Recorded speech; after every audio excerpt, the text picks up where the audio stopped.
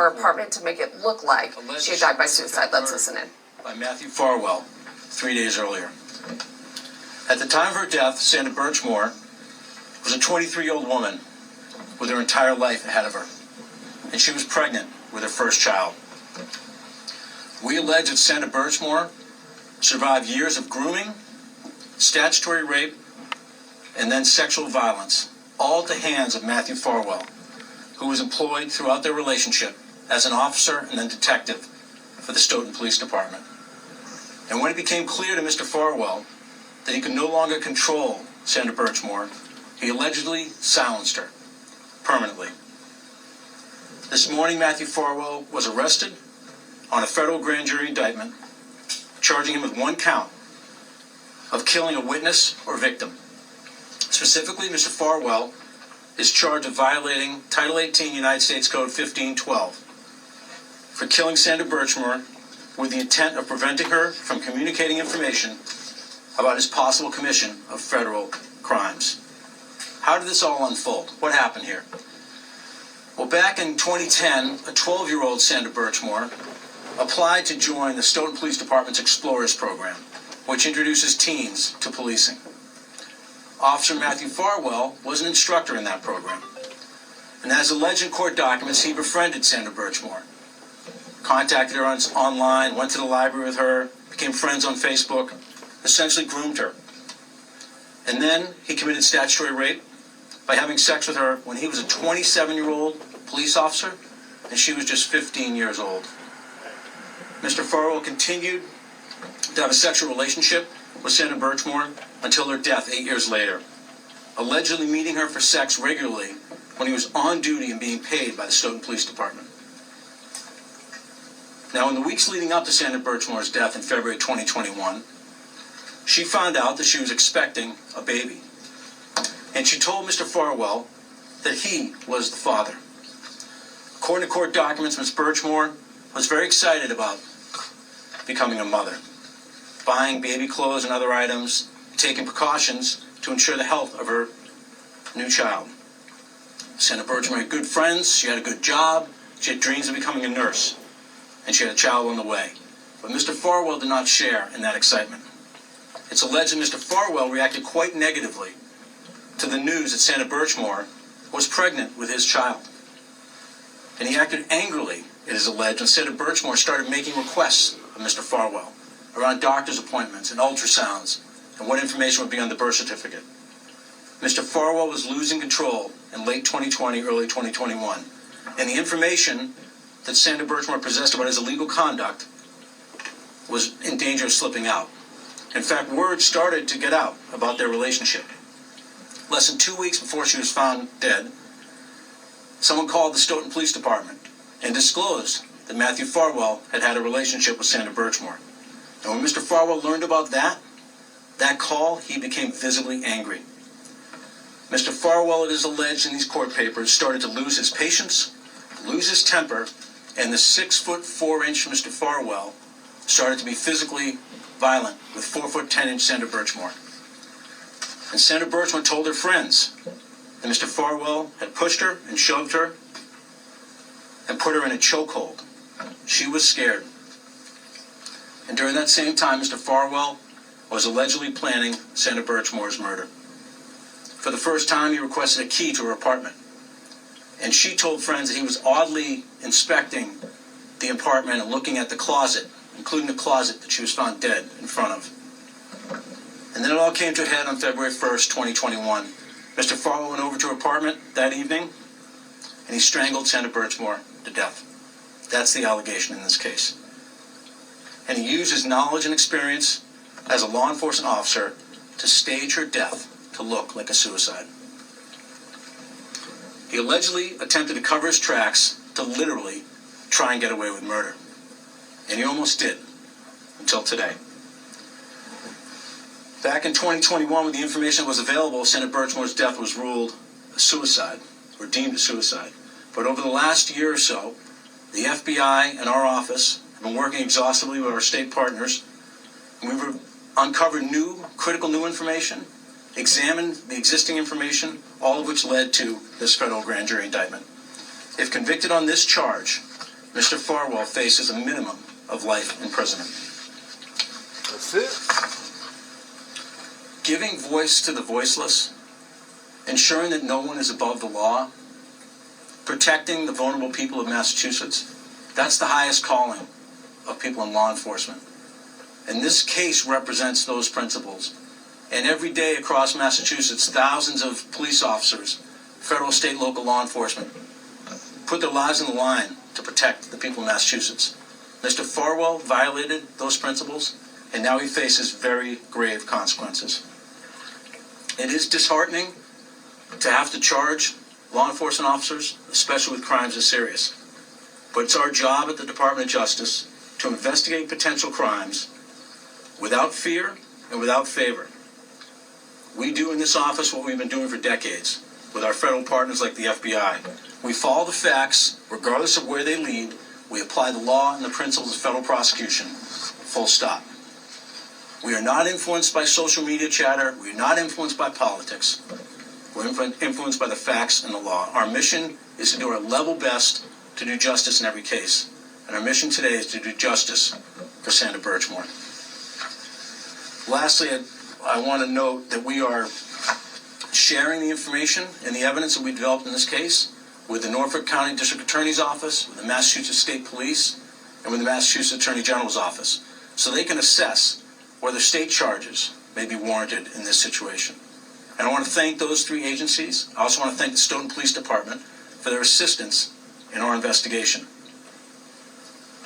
Lastly, I want to commend the women and the men of the FBI Boston and Lakeville for their incredible work on this case. This is a dogged investigation. And as you look at the court papers, you'll see exactly how much work has gone into this matter. A huge credit to them, and I particularly want to thank the members of my office, the office I'm proud to lead, the victim witness advocates, paralegals, the chief of our human trafficking and civil rights unit, Liz Riley, assistant United States attorneys, Tori Cummings and Brian Fogarty. This case doesn't happen without their passion for justice. They deserve the credit, not me. Now I want to turn it over to Steve Kelleher, the Assistant Special Agent in charge of FBI Boston. Good afternoon, I'm Stephen Kelleher, Assistant Special Agent in charge of FBI Boston. At approximately 10:45 a.m. this morning, the FBI arrested former Stoughton police officer Matthew Farwell for allegedly taking the life of Sandra Birchmore in order to ensure her silence. The FBI SWAT team took him into custody at a shopping plaza in Revere without incident. Immediately following his arrest, we shared this significant development with Sandra's family. We know it does not ease their pain, but hopefully it answers some of their questions. Simply put, this case is about seeking justice for Sandra, who we believe was killed by Matthew Farwell after he allegedly groomed and sexually abused her when she was just 15 years old, violating her body and her civil rights. It's also about keeping Mr. Farwell from getting away with murder and from harming anyone else. We in law enforcement are entrusted with immense authority because our decisions can have life-changing consequences, both good and bad. To temper that power, we must adhere to the highest of ethical standards. What we believe Officer Matthew Farwell did, as outlined in today's indictment, is depraved and a gross betrayal of his sworn oath and the public's trust. Let me be clear. Matthew Farwell's gun and badge did not grant him authority to violate the Constitution, and it certainly didn't entitle him to sexually exploit, abuse, and rape a child before killing her and her unborn baby in an attempt to cover up his alleged crimes. What's also troubling is we believe Matthew Farwell staged Sandra's body and her apartment to make it look like she had died by suicide. And in the days that followed, this sworn police officer repeatedly lied to Massachusetts State Police investigators about the nature of their relationship. It's a stark contrast to the sheer excitement and pure joy that Sandra felt when she told Farwell that she was expecting his child, texting him a photo of a poster she had made celebrating the pregnancy. Our investigation also uncovered additional evidence that is inconsistent with someone choosing to die by suicide. In the hours leading up to Sandra's death, she reached out to a photographer to inquire about booking a newborn photo shoot. She also reached out to a friend about obtaining baby clothes. And at the time that she was in the middle of doing laundry when she died, with a load in the washing machine and another one in the dryer. There's no question this was a complex investigation, and our work is not done. Our agents, analysts, and financial investigators reviewed tens of thousands of text messages, emails, and financial records, conducted dozens of interviews with family, friends, and experts, and analyzed the crime scene. We urge anyone with information about the circumstances surrounding Sandra's death to contact the FBI. Committing murder to eliminate victims and witnesses is heinous, and it shakes the very core of our justice system, which depends on people truthfully testifying to what they know. Today's arrest shows that anyone who tries to interfere and retaliate against victims and witnesses in an attempt to subvert the rule of law will have to answer for it. After all, the public's trust is critical for our justice system to function properly. That's why the FBI will do everything in its power to bring to justice anyone who tries to undermine that trust. Our hearts go out to Sandra, to the Birchmore family, and all who knew and loved Sandra. On behalf of the FBI, I want to thank them for their cooperation, patience, perseverance, and fortitude. I also want to thank our agents and analysts for their hard work and dedication, Acting U.S. Attorney Josh Levy and his team for their partnership, and both Chief McNamara of the Stoughton Police Department and Colonel Martin with the Massachusetts State Police for their assistance in helping us move this investigation forward. Thank you. Thanks, Steve. Take some questions? John, why did it take so long to go from suicide, finding it suicide, to now murder? Well, I think when you have a chance to look through the court papers, you'll see how exhaustive this investigation is. Obviously, this is an incredibly serious charge. There was a lot of forensics and other evidence that had to be marshaled, expert witnesses, etc. So we move as fast as we can, and we also have a duty to get it right. Was there a rush to find a suicide because this involved a police officer? Yeah, our office wasn't involved in the initial determination of a suicide, so I can't speak to that. You mentioned your office got involved about a year ago. What prompted that? Yeah, we get leads on cases all the time from all different sources. I'm not going to comment on how we get information on how we got into this one. As you said initially, this was considered a suicide, but it seems like there's a plethora of evidence to suggest otherwise. Surveillance, text messages. How was that all missed for the first 2 years?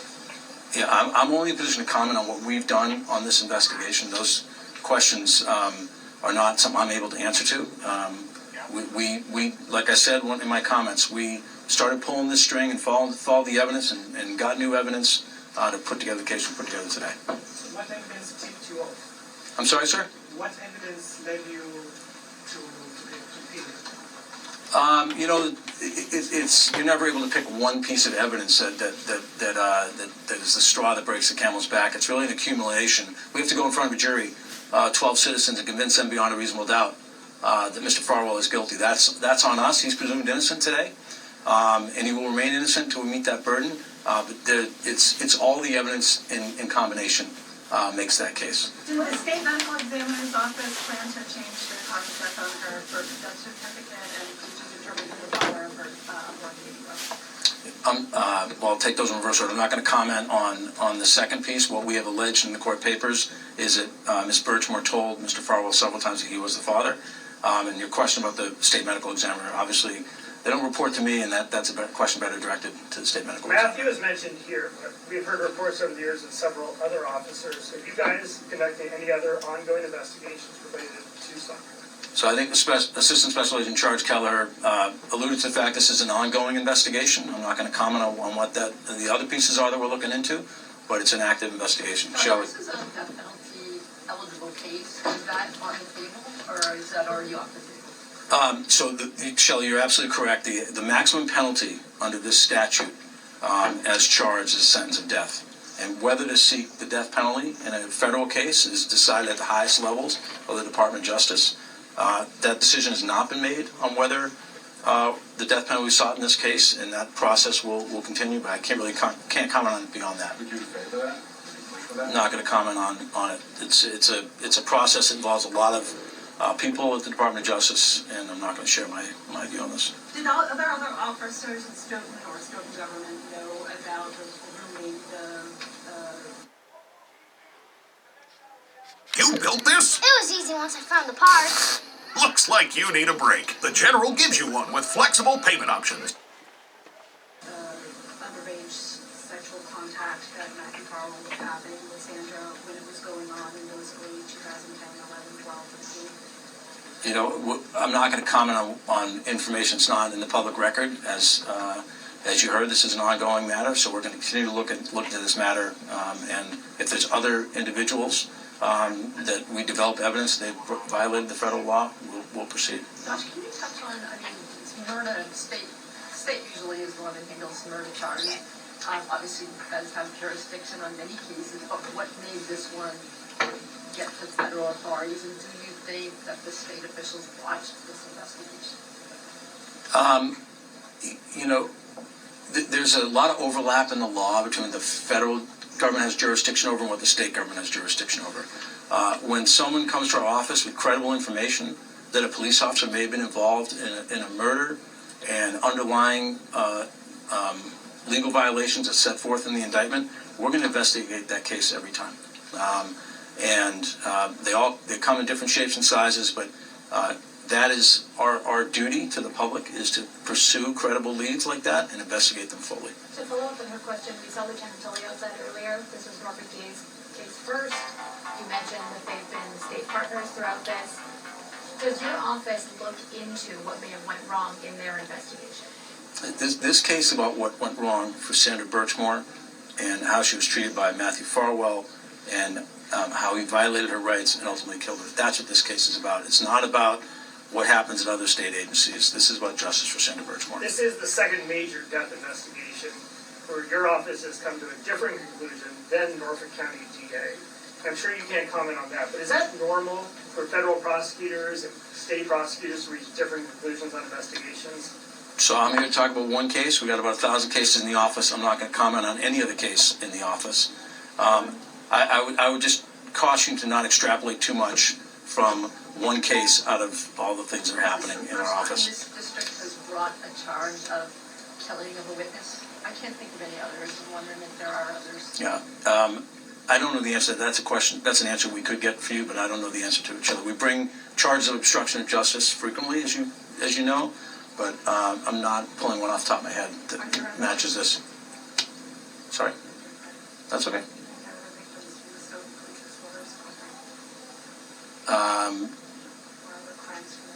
Yeah, I'm not in a position to comment on things that are in the public record. I wouldn't take that as a yes or a no, but I'm limited up here under local rules to talk about what's in the public record.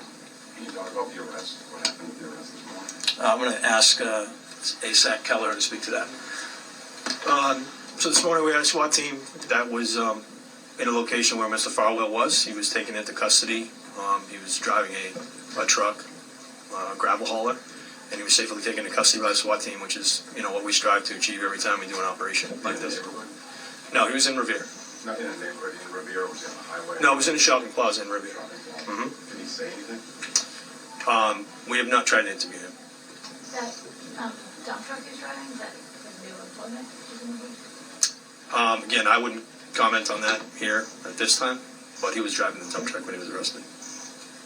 Before your agency got involved, there were other agencies investigating this. Did you expect to see any fallout from those lead investigators from other agencies who were responsible for finding justice in this case?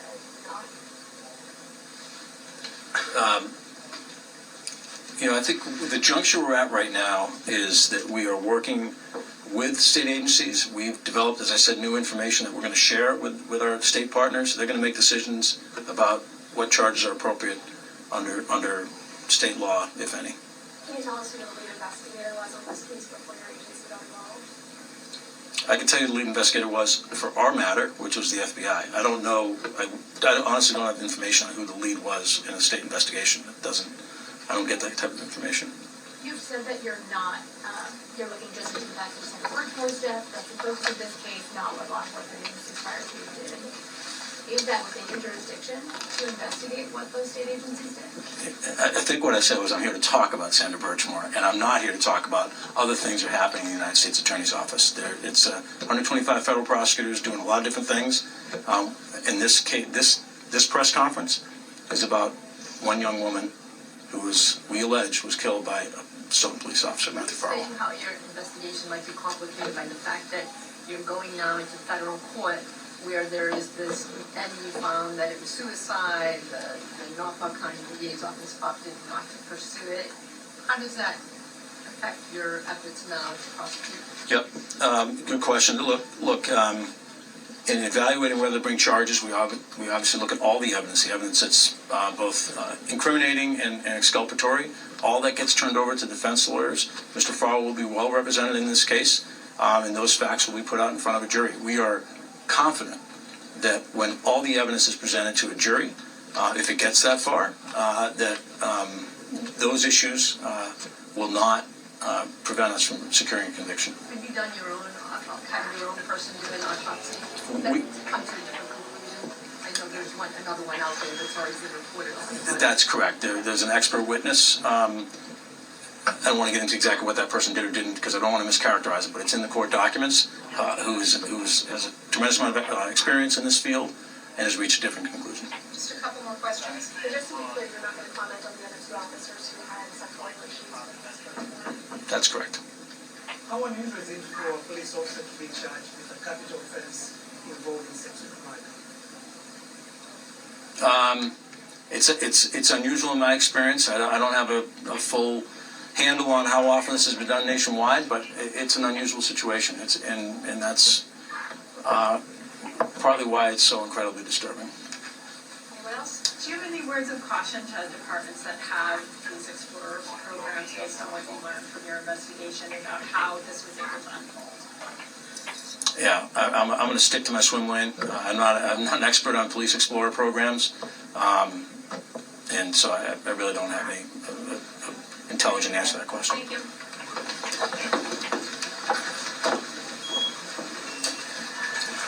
All right, we have been watching a joint press conference between the acting U.S. Attorney for the District of Massachusetts, Josh Levy, and the FBI Boston office Assistant Special Agent in Charge, Steve Kelleher, involving this young woman, Sandra Birchmore. She was found dead in Canton in 2021, and today the U.S. Attorney's Office has announced the indictment of former Stoughton police officer Matthew Farwell for her death and accusing him of not just killing her, but staging the scene to make it appear as if Ms. Birchmore committed suicide back in 2021. He is now being charged with killing Sandra Birchmore again. And if convicted, he is looking at the potential of life in prison, but we also heard some talks about this potentially being a death penalty case. That decision not yet been made. But what we did here was a vast timeline of how we arrived from her death in 2021 to this indictment today. So Sandra Birchmore in 2010 joined Stoughton police officers what it's called Explorers program, and Matthew Farwell was one of the leaders of that program. And what is alleged is that in 2013 they started having a sexual relationship. That would be a crime right there because Birchmore was only 15 and Farwell was 27. It went on for 8 years, even while he was on duty, allegedly. She became pregnant. She was 23, excited about the pregnancy, telling friends about the pregnancy, told Matthew Farwell allegedly about it, who was married with a child of his own. And the allegations is that he became angry. She wanted more from him in terms of putting his name on the birth certificate, etc. And that there are allegations that he, for 2 weeks, planned this, that there was premeditation, malice, all to make it look like that Sandra Birchmore had killed herself. She had been found hanging from a doorknob, and the family got their own pathologist who said no, she was strangled, and that everything in that apartment had been staged to make it look like that she had committed suicide. Again, these are all allegations, but Matthew Farwell was arrested today in Revere while he was at a shopping center, and so the Birchmore family was part of spurring this on to find out what really happened to their daughter. Right, and as we move forward, you heard from acting U.S. Attorney Josh Levy. This prosecution could face some challenges, chief among them the fact that this was originally ruled a suicide by the Norfolk County District Attorney's Office, who did not pursue the case. We also don't know whether there were any other officers involved. We do know Matthew Farwell is one of 3 Stoughton police officers accused of having a sexual relationship with Sandra Birchmore. And our Eli Rosenberg asked whether anyone within the Stoughton Police Department or Stoughton government knew what was going on. And acting U.S. Attorney Levy said that he would not comment. So certainly a case that we're going to be watching very closely as it proceeds. But the major headline today, former Stoughton police officer Matthew Farwell, 38 years old, indicted, accused of killing Sandra Birchmore and staging her apartment to make it appear as if she committed suicide. And again, Sandra Birchmore was pregnant at the time.